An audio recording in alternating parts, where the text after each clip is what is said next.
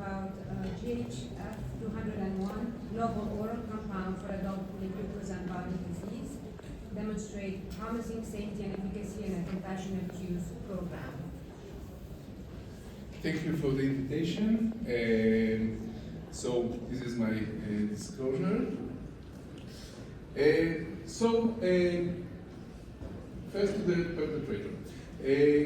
Glycogen, while being the largest organic molecule in the cell, consisting of more than 50,000 glucose residues, it is still soluble, and this solubility is conferred by the multiple branching events with the glycogen.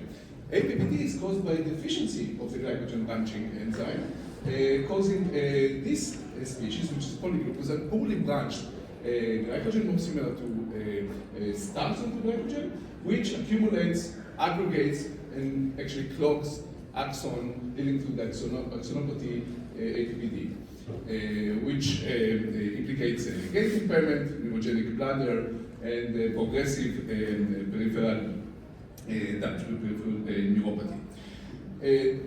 The known number of patients in the US and Israel is 300 currently, and the estimated prevalence is about 35,000.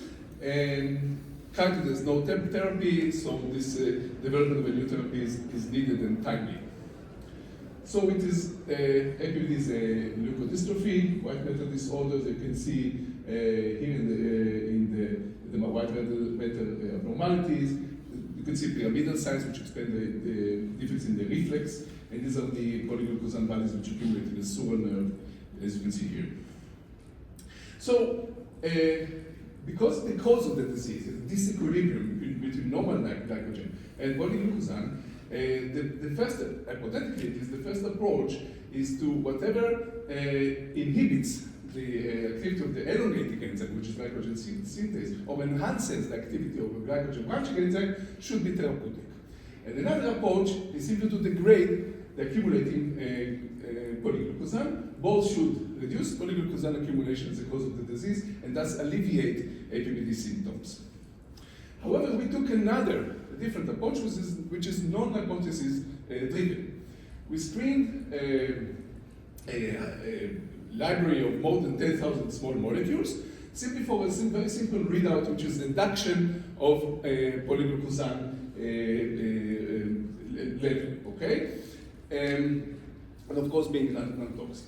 So then we moved on to determining the interactome of the proteins which interact with the hit that we found, called the GHF-201.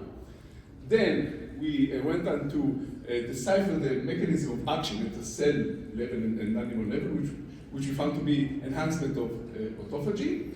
We confirmed that the effects of this drug, GHF-201, also are found in the histopathology of the animal, i.e. reduction of the polyglucosans in the different tissues. And then we confirm, of course, that there's also an in vivo effect of the drug. And this in vivo effect of the drug is, of course, quantified, published.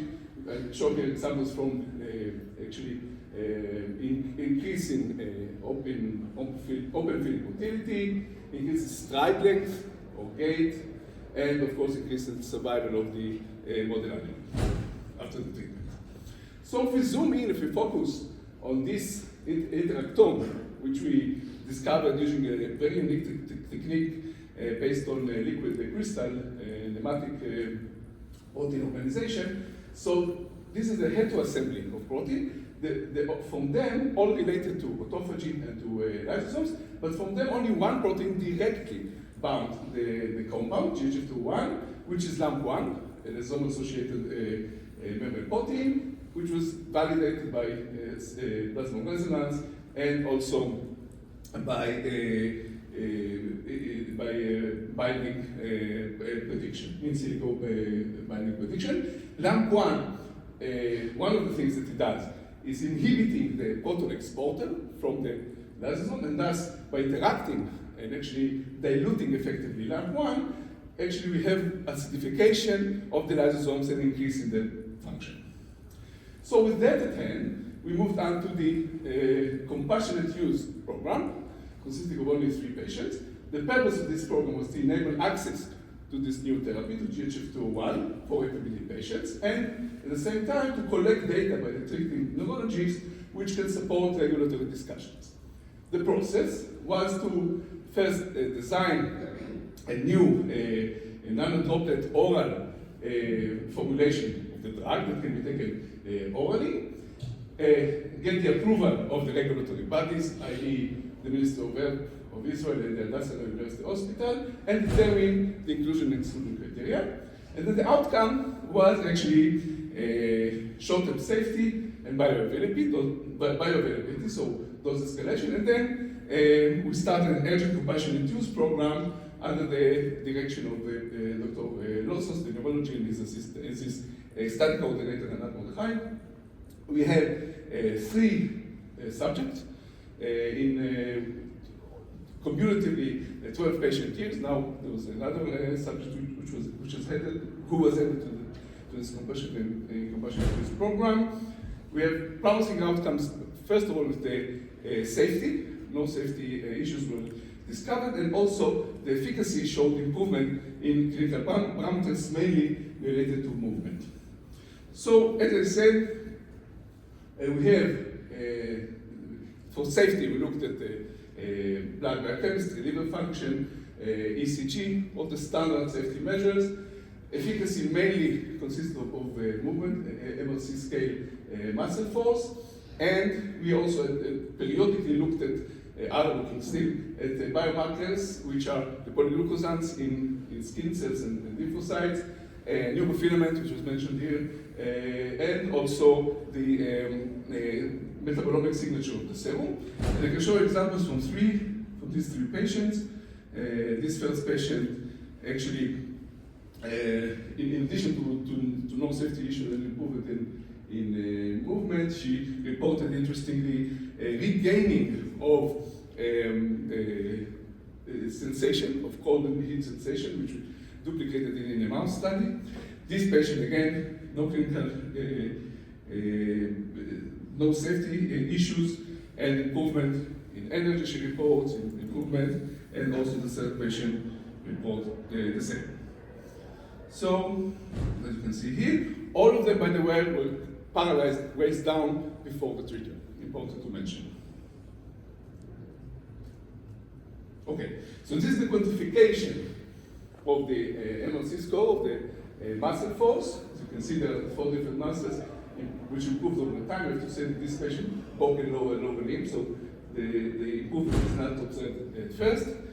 Very important, the polyglucosans, which we measure periodically, and this is the pathogenic factor, were reduced over time. Now we do it in lymphocytes. These are skin fibroblasts. Neurofilament, also in all patients, it was determined by a single molecule array immunoassay. You can see a very nice decline at first, and the plateau, as reported here in other assays. And this is something which I think is very interesting. When we do the metabolomic profiling of the serum, we notice that overall the treatment brings, as a signature, brings the signature closer to healthy control, age and gender match.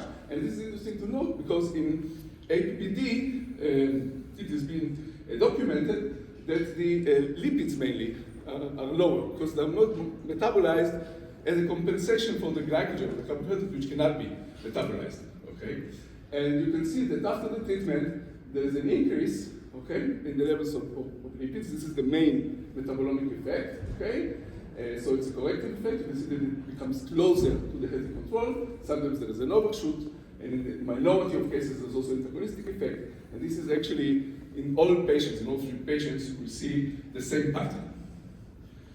So to summarize, APBD patients were exposed to GHF-201 for more than 12 patient years. Preclinically, GHF-201 was well tolerated, no major safety issues were found. The treatment led to encouraging clinical improvements, mainly in the motility, as measured by muscle force. Phase 1 was completed in healthy volunteers in Europe. And following discussions with regulatory agencies, We have a pivotal adaptive design study in APBD in Q3 of 2026, and I encourage you to see the poster presented by Dr. Irano, which describes this adaptive design study, abstract 914, tomorrow, all F. So, and thank you for your attention.